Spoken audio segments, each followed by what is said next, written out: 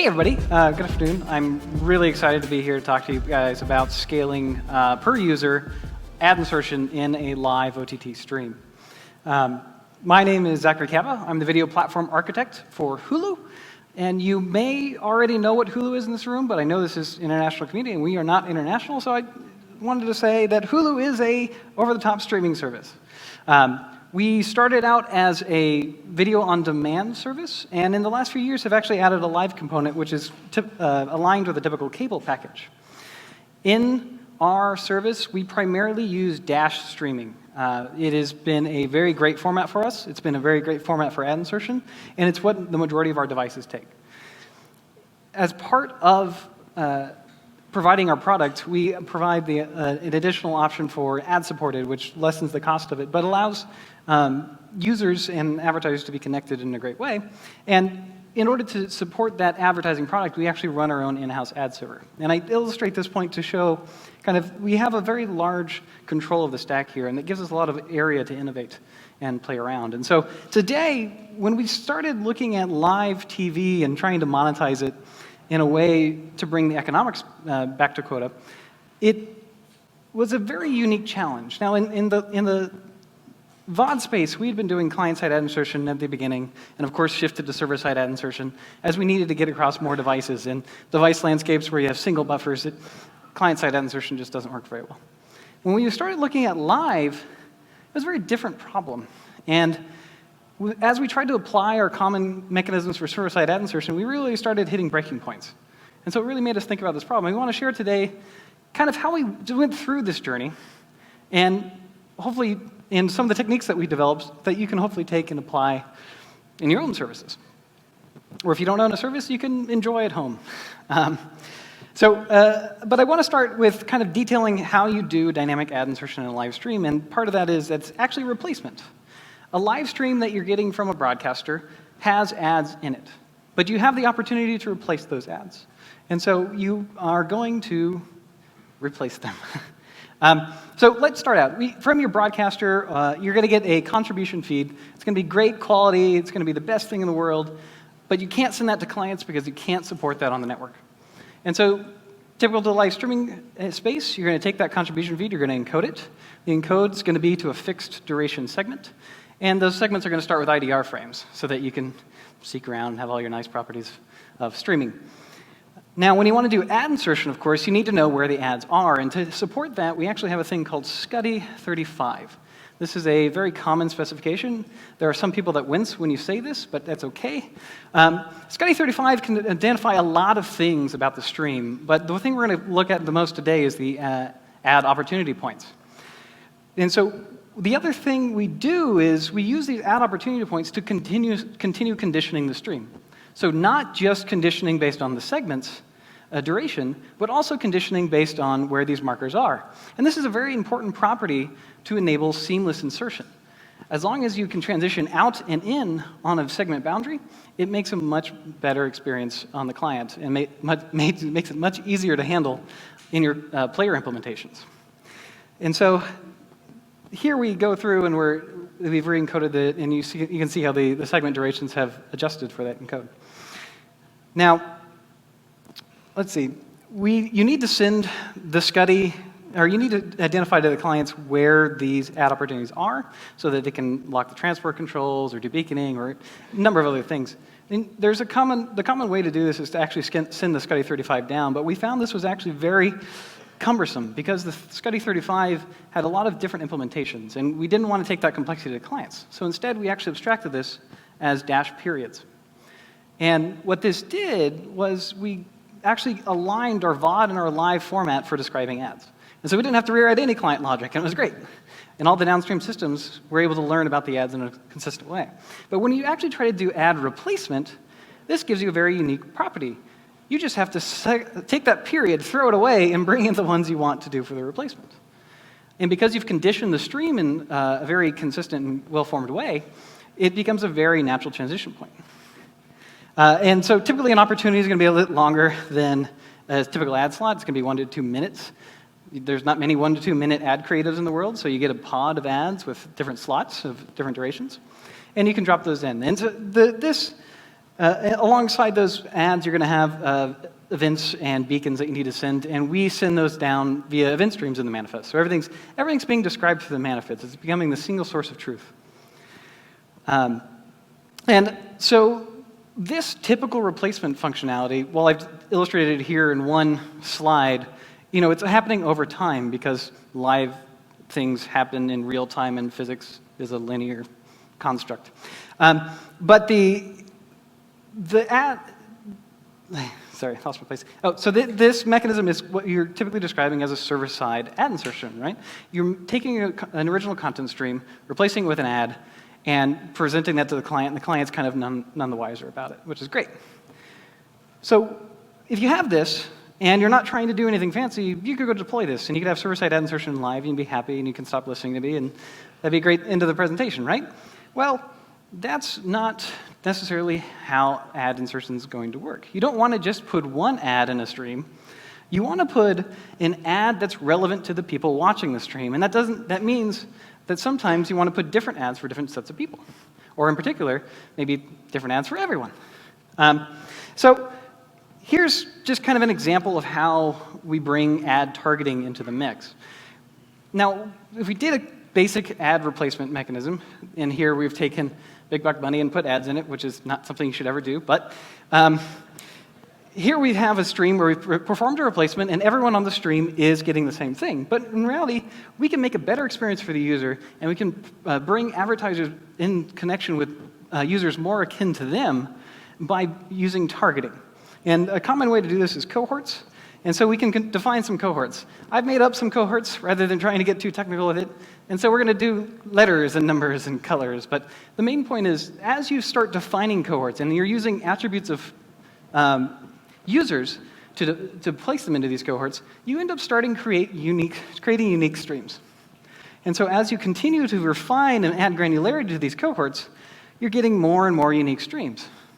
And it keeps going. And if it doesn't crash the PowerPoint, we should get through this. But you're continuing to increase. And you're also going to have to bear with me. I got really tired after making 4 of them. So just imagine they're all unique. And that's a typical cohort targeting model. But in the OTT space, we actually target in a different way. We want to make a decision for every user that is going to watch a stream, because that lets us really tailor that stream unique to that user. Now, the end result might be similar ads for different people, but you still need to make that decision one-to-one with that user. And for us, where we are entering this from the VOD space, it simplified our ad sales workflow, right? We could sell an ad, and we wouldn't have to specify this is going to be on VOD, this is going to be live. A user in our experience will see that ad. That's a very powerful property. And from the same standpoint on the user side, it's going to be a consistent ad experience. In the VOD side, they're going to have great pacing, they're going to have limits, and it's going to hold on the live side too. So it's a good user experience. But this requires unique decisions to be made per stream. And when you couple unique decisions made per stream with how we do live streaming as an industry today, you kind of start getting too complex. And the 2 things I want to call out that most people are doing is you're pulling for updates to learn about what's going on in the stream. Again, time is continuing to move on, and new information is becoming available. And so we learn about this by getting updates to the manifest. But if we're doing user-unique replacements, there's another property of that we have to uphold, which is consistency of updates. And so if I've provided a unique ad to every user, I need to make sure when they come back for an update that those manifests still have the same ads in the same order for the same users. And if you try to implement this on updates, you'll get this kind of fun traffic flood. Users clamoring for more information. And what you were doing before in live streaming, where you weren't doing any replacements and you could use a CDN cache and everything was great, that doesn't work anymore. Your CDN can't help you cache an individual stream. That's not really what they're for. And so really, these clients are going to go back to the server, and the server has to persist the state. And that state is going to grow with the number of users, but it's also going to grow with the features that you're putting in the stream, namely that time shift buffer that you give. This is how long you can seek back and forth in a live stream. If you want to support 5 minutes, you're probably only going to have 1 ad per user. If you want to support a key linear event, which by the way, is what most people watch, their sports games, their award shows. That's easily 4 or 5 hours. That's a lot of ads for a lot of people. And that state just continues to grow. And if you don't do anything, your server doesn't like it.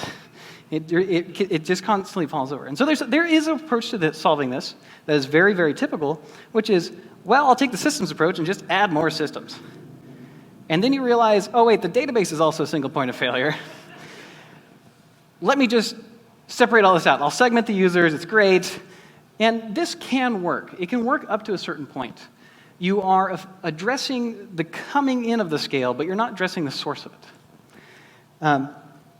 And as you're trying to monetize a product, the amount of resources you're going to add here to support per user insertion is going to vastly outpace the benefit you're going to get from the ad opportunity. And so you need to approach this problem in a different way. And we, early on, were trying to figure out how to optimize this for other reasons around playback. And one of the things we came up to is, like, what if we could break that update consistency model? What if the server never had to remember what it told you, but it could tell you only what you didn't know? And so there we could bring in the CDN cache again, but we'd require the clients to persist this information.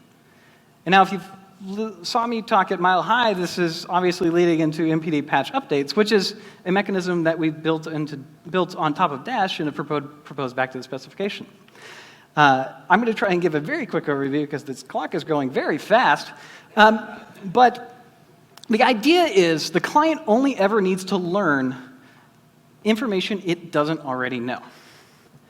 And in order to do this, we let the server generate a manifest for the client and then serialize the state it needs into like a breadcrumb. And that breadcrumb is placed into a URL the client follows to get the next update. So then, when the client gets to the manifest, it persists that manifest directly in its memory. And when it gets to the update point, it follows the update. And it gets that following that update sends that breadcrumb back to the server. The server can inspect that state versus the updated state that it has for the live stream and produce a diff so that the client's only getting the updated information. The client then takes this patch, merges it in, and that patch again has another link. It turns live streaming into linked list. We're going back to basic CS programming. And this mechanism keeps going on and on and on. And this allows the server updates to be stateless because the state comes with the request. This also is cacheable because of the eventual consistency that occurs on a live stream. Everyone's always going to be asking for what's going on now. And if they fall out of phase in updates, the next update will bring them back up to date. And so everyone is going to converge on the top two kind of recent manifest requests. And this is a very powerful property because it's allowing us to take that consistency requirement away. And here's just an example of a join manifest. If you've seen Dash before, that should look familiar. But instead of location, it's patch location. And if you saw the Mile High talk, you'll notice the syntax changed. And this is because we actually finalized it, and it's being added into an amendment. When you follow that link, you get a patch. And again, the syntax here has changed. But this patch is describing, hey, a new place to go get another patch, a publish time update just for consistency checks, right, to make sure you're not adding the wrong timeline. Surprise, server clocks are not in sync. And it's also adding segments that have been added since the last update. And so you leverage this to create a separation of concerns. And when you're trying to build a highly scaled system, a separation of concerns is a very good thing. It means you're not solving for the lowest common denominator. So if we go back to that original targeted example, and we split it apart to look at it as if it's patches, what we see is there's a lot of commonality in what's going on here. The content patches appear to be the same, and the ad patches are unique. Now, the missing detail that's not in a slide here is that the requests are still unique because in order to do a targeted ad insertion, you need the user identifying parameters or ad targeting parameters. And so these arrows actually have add user-specific parameters. And that means the patch, which contains the location to the next patch, also has those. And so you haven't restored caching, and you're saying at this point, why are you telling me about something I can't use? Well, what if I said there was a way to take those parameters out of the response? And that somebody had already done this, and it's already in the dash spec, and it's super cool, and it's called the URL query info object. This is a very text-heavy slide. I wouldn't recommend reading it all, but if you do have the dash spec, look at Annex I. This is a mechanism that tells the player, hey, take this information from this source of a different request and attach it to the next request you make, or any subsequent ones. And so for the purposes we have here, we're basically saying, hey, on the URL for the MPD, take the target parameters and copy them to the MPD URLs that you request in the future. And when you do this, the patches for the content no longer need to have the user parameters in them. And that means they can be shared everywhere. And so you go from a one-to-one to a kind of, well, I like to call it explode collapse routing thing. You're taking away the need for the server to serve everyone uniquely and giving it the option to serve on the granularity that we want. And if you explode this a little bit further, you can actually fully separate the systems that are serving the content feeds and the systems that are doing the ad insertions. And so this is fun because it means you can scale these separately. Your content systems can remain scaled to the number of streams, which is going to be vastly smaller than the number of users you have. Whereas your ad systems can scale to whatever level of targeting granularity they want. And so it really gives power to the domain holders to enable the systems that they want to do. Now, it's still talking with just basic manifest constructs. And in the case the ad system fails over, you can actually fail back to the content system in network to the in-stream ad. And so you end up with a very robust live stream. And when you're running a 24/7 live stream, you never want that stream to exit. And so you never want an ad insertion opportunity to cause your stream to fail. And with this, you wouldn't have to. But this is just a separation of scale, right? It's a separation of concerns. It's not simplifying the fact that you need to make an ad decision for every user. And as much as I'd like to dive into that, I am no expert in ad decisioning or how to scale ad decisioning. And so I'll have to leave that to our wonderful ads team to talk about at a later time. But I do want to talk about how a stream functions when you go back from that inserted ad into content, because it's actually a little bit more unique than you think it is.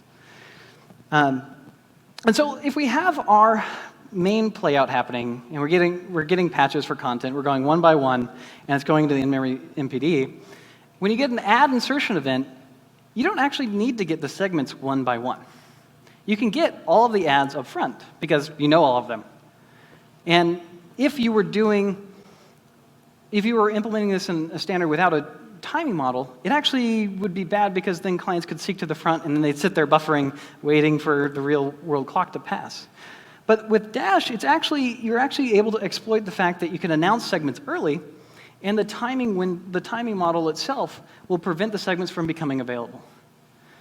So while the client will understand all of the segment locations into the future, it won't make the request until that much clock time has passed on the real wall.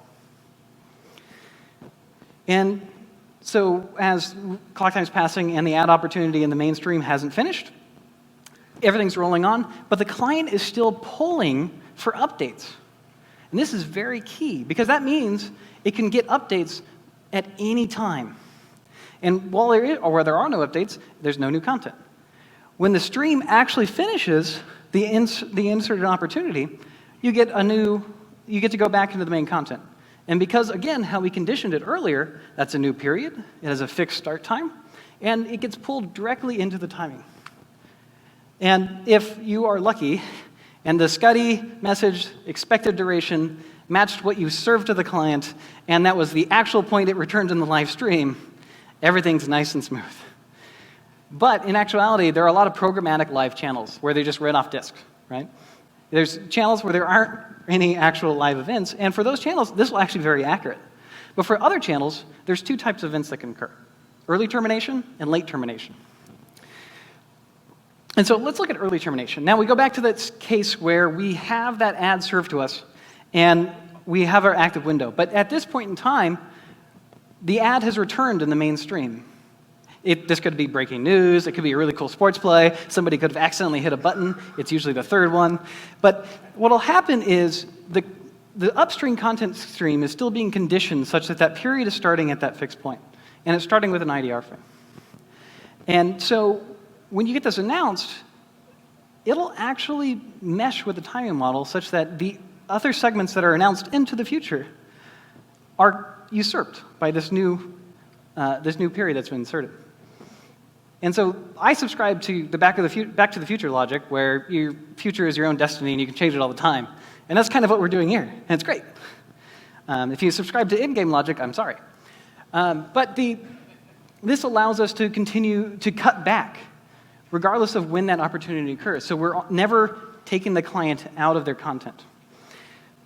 Now, for completeness' sake, if the cutback didn't occur in mid-segment, players are likely not going to cut back mid-segment. That's not a very common functionality. So you typically see you finish the segment out and then continue on from the content segment itself. Late cutback scenarios, well, it's actually just kind of the opposite. The newscaster wasn't ready to return. Somebody forgot to push the button. Again, it's the button thing. And in this case, you can either do nothing and let the client sit there buffering, not a great experience, or you can just proactively return them to the stream. And instead of returning them to content, you might be returning them to the ad, but it's better than having the stream fail. And there's a little bit of smarts in the upstream packaging to ensure that you're creating that segment boundary still based on the expected duration, but it's something that you can easily do. But with that, you've actually been able to insert an ad into a stream for everybody with seamless transitions without having to handle all the content at the scale of the users. Now, you did handle the ads at the scale of the users, but you didn't handle the content. And this is a technique we call ServerGuided Ad Insertion. And we call it this because it's not quite client. You're not having to call an ad server directly and interpret VAST and try and run 2 players or time the player changes, because you're just using the manifest. And it's not server because it's not all happening on the stitching, but the server is telling you where to go to get these updates, hence the guiding. We believe this concept exists in both live and VOD. We've illustrated live here. VOD is via the X-Link mechanism, which is remote element resolution. And we really like this because it strongly enables the separation of content and ads. And when you talk about scale of millions and millions of users, that becomes a very critical thing because you do not want one of these systems toppling the other. The downside of this is that it takes a very robust timing model. And not all streaming mechanisms have this. But luckily, Dash does. And this is one of the reasons we love Dash. The timing model is very, very robust and helps you handle cases like this when it's not really easy to represent in others. And so, we have this running in production today. If you're at home, you're watching CNN on one of our devices, you're likely seeing this. It's very hard to detect, but you'll see a giant Hulu logo at the end if we didn't have enough ads. But we have both support internally, and we've partnered with a couple of our proprietary player partners to implement it there as well. The biggest setback to us is the quality of SCUDdy 35. And it should come as an absolute surprise to everyone in this room. Standards are implemented inconsistently. So what we have happen are broadcasters on one side using one version of SCUDdy markers to signal ads, and another side using another, and someone coming up with their own thing. That doesn't help us. And so we require frame-accurate SCUDdy markers to ensure it's a very seamless transition. And there's very few sets of channels that actually meet our quality guides. We're working with our broadcast and encoding partners to fix this, but it's going to be a long road ahead. Teaching people about standards is a course in itself. But on the community side, we're working in the Dash IF forum to help people realize the power that Dash has in ad insertion. And we're really working to revamp the ad insertion information there so that everyone can try using Dash as their ad insertion mechanism and try leveraging technologies like these as they're adopted into the Dash specification. But beyond that, we want to provide reference implementations as well, because it's one thing to show you, but I'd like to actually have you dive in and see that code too. And so we're working to implement it in Dash.js. I did have a patch ready, and then we changed the syntax, so I need to go rewrite it. But hopefully we can release that soon. But yeah, that has been my talk. I have left time for Q&A.